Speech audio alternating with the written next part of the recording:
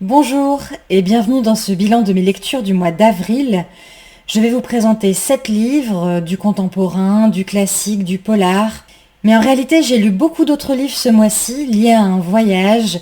Je suis partie une petite semaine à Venise et je prévois de vous présenter une vidéo spéciale livre autour de Venise.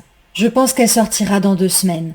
La ville m'a conquise et la littérature autour d'elle majoritairement aussi. C'est pourquoi dans cette miniature sur la photo de cette vidéo, je pose avec le livre Aqua Alta de Joseph Brodsky, mais en réalité je vous en parlerai dans cette prochaine vidéo dédiée à la littérature autour de Venise. Mais point trop de bavardage, c'est parti.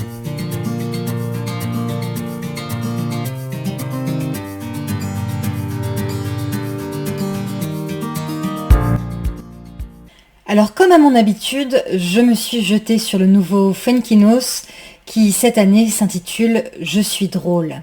Il y a moins de notes de bas de page que dans ses romans précédents, malheureusement j'ai trouvé, mais toujours un style tendre, tragicomique, au plus proche des gens et de leurs peines.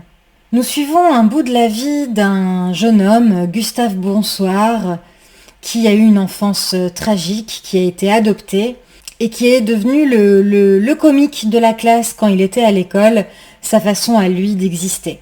Poussé par ce besoin d'être drôle, il fait le choix post-bac de tout faire pour devenir stand-upper. Malheureusement, ça ne se passera pas comme prévu, et c'est finalement la tristesse, étonnamment, qui sera à l'origine d'un twist des plus étonnants. On retrouve aussi la thématique de l'amour, de la séparation, thèmes qui sont chers à l'auteur, qui reviennent souvent dans ses romans. Mais c'est finalement surtout un récit émouvant, proche de l'humain. Ce n'est pas mon préféré de Fuenquinos, mais j'étais contente de retrouver sa plume. Ensuite, j'ai lu le deuxième roman de la militante écologiste Corinne Morel-Darleux, que je ne connaissais pas avant. Le livre est paru tout récemment et s'appelle Chimère tropicale. Alors autant le dire dès le départ, je suis très partagée. Le récit est un mélange de 2 choses. D'abord l'histoire d'Ariane, qui va devenir infirmière dans un hôpital psychiatrique. Elle est passionnée par beaucoup de choses, artistiques, elle a beaucoup d'imagination. Elle vit aussi une très belle histoire d'amour, et cette partie-là m'a plu. Mais l'autre chose, c'est un récit complètement abracadabrantesque, qui se passe dans la jungle. Un mélange de jungle amazonienne et indienne. Et en fait, on comprend que cette partie-là est en fait parce que les parties s'enchassent. On passe de la vie d'Ariane à ce qui se passe dans la jungle. Et on comprend en fait que c'est un délire d'Ariane. Et ce mélange des personnages réels de diverses époques à des choses plus surnaturelles. Personnellement, j'ai du mal avec les livres qui mêlent mystique à un imaginaire farfelu. Donc c'était un peu compliqué pour moi, mais toutefois, j'ai eu du mal à poser le livre. Je l'ai trouvé quand même prenant. Et donc c'est pour ça que je suis partagée.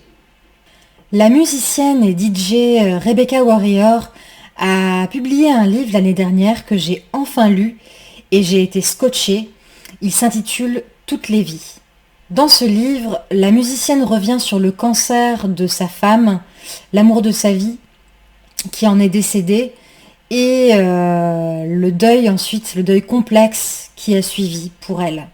Tous ces événements ont été une réelle torture, et c'est avec la découverte du zazen que Rebecca Warrior est devenue bouddhiste, ou plutôt comme elle le dit avec humour, junkie zen. Mais en réalité, il y a peu d'humour dans ce récit. Il est accompagné d'extraits de journaux intimes, de lettres, de citations et d'autres textes bruts. C'est extrêmement dur, cru, et je n'ai cessé de verser de lourdes larmes. C'est aussi l'occasion dans ce livre de découvrir le milieu dans lequel Rebecca Warrior évolue artistiquement et le style de vie qui va avec. Elle évoque notamment la réalisation de son album en duo sous le nom de Compromat après le décès de sa femme, après le décès de Pauline. Et je vais vous mettre en barre d'infos un lien d'un de mes morceaux favoris. Le tout est très très sombre, mais moi, ça me touche profondément. J'ai lu beaucoup de critiques négatives à propos de ce livre, notamment car Rebecca Warrior relate des faits qui sont pas forcément très faciles à assumer et qui ont été énormément jugés. Mais j'ai trouvé que justement, ça aussi, c'était appréciable de montrer l'imperfection, de rester honnête, puisque nous sommes bien que des humains. Bref, voilà, moi j'ai été absolument bouleversée, mais je pense que ce n'est pas un livre pour tout le monde. Et maintenant passons au classique, avec un classique américain du XXe siècle, Un dernier verre au bar sans nom de Don Carpenter, qui m'a beaucoup intéressée. C'est une fresque, et certes les personnages sont tous alcooliques, voire pire, mais le sujet vaut vraiment le détour. Des jeunes qui cherchent à devenir écrivains, à publier à l'époque de la Beat Generation. On découvre les différents moyens pour se faire publier et les difficultés qui vont avec, mais aussi la possibilité de se faire de l'argent, voire même de réussir à voir ses œuvres adaptées à Hollywood. Ainsi, nous démarrons dans les années 50 en Oregon, mais plus tard, on est amené à San Francisco et Los Angeles. Il y a beaucoup de personnages qui sont divers et variés, mais nous en abandonnons parfois certains pour mieux les retrouver plus tard. C'est un milieu clairement majoritairement masculin. Toutefois, il y a une femme qui sera peut-être une des seules à réussir à s'épanouir grâce à l'écriture, alors que son mari, à qui tout souriait, n'arrivera jamais à publier. Donc, un milieu plutôt macho, mais peut-être pas tant que ça. Ce sujet de l'écriture dans une période historique américaine m'a vraiment beaucoup intéressée, m'a beaucoup plu. J'ai trouvé qu'il y avait peut-être quelques longueurs tout de même, mais arrivé à la fin, j'aurais aimé que ça continue. Donc pour moi, c'est un livre que je recommande. Après mon séjour en Italie en ce mois d'avril, le classique Avril enchanté d'Elisabeth von Arnim a naturellement attisé ma curiosité et je ne fus pas déçue. Le roman mélange la société so British à la nature luxuriante italienne avec brio. 4 londoniennes de tout genre et ne s'appréciant pas spécialement vont se retrouver ensemble dans un château luxuriant de nature italien pour un mois. Ces femmes cherchent à fuir la morosité de leur existence, morosité qui prend sa source différemment selon chacune. Et c'est ainsi qu'après avoir répondu à une annonce, elles vont passer un mois d'avril dans ce château fabuleux ensemble. On va assister à leurs petites histoires, on va entendre leurs pensées, voir aussi les questions sentimentales, mais surtout, on va assister à leur épanouissement. Ce roman date de 1922, donc la société qui est dépeinte est historiquement intéressante, mais au-delà de ça, j'ai trouvé ce roman absolument charmant. Toujours dans les classiques, j'ai lu Coco perdu de Louis Guillou, auteur de ma ville natale, Saint-Brieuc. Il est célèbre surtout pour son très bon roman Le sang noir, et il a fréquenté des grands esprits de la littérature française comme lui-même, Camus, Aragon, etc. Coco perdu, c'est comme une longue nouvelle où on suit un homme sur un week-end, un homme qui est le narrateur, et il s'occupe comme il peut, surtout dans les restaurants et les cafés. Depuis qu'il a déposé sa femme à la gare le samedi matin, en direction elle partait pour Paris. Mais une question se pose à lui parce que sa femme avait un comportement plutôt étrange. L'a-t-elle quitté définitivement ? Mais c'est avec un ton vif et un style populaire que Louis Guillou dessine un Coco qui découvre la solitude tout en ayant pourtant pas mal d'échanges sociaux.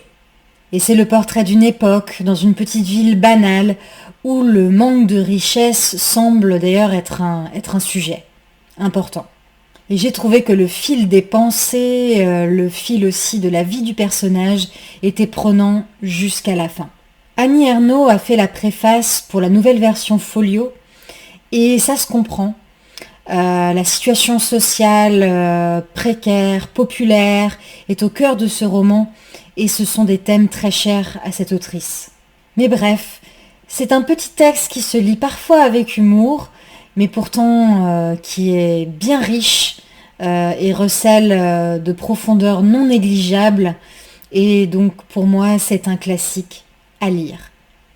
J'ai lu un polar que je n'aurais pas pu manquer ayant lu tous les livres de cette autrice.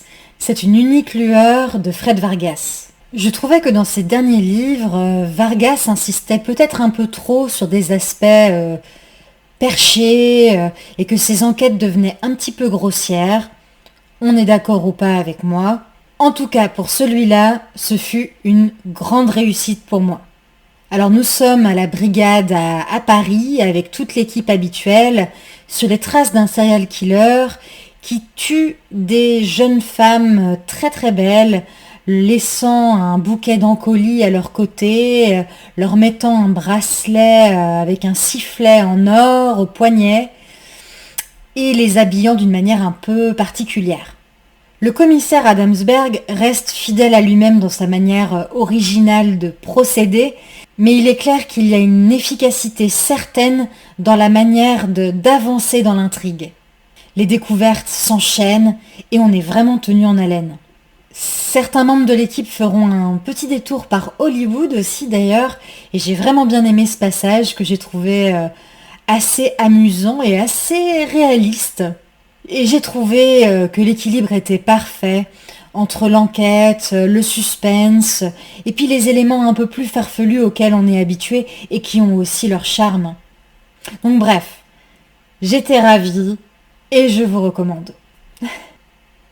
Voilà pour ces lectures, j'espère que ça n'a pas été trop rapide, qui ont été pour la plupart très captivantes. J'espère que vous serez tentés par certaines d'entre elles. Comme je vous le disais en introduction, je vous donne rendez-vous dans 2 semaines pour une vidéo spéciale autour de livres en lien avec Venise.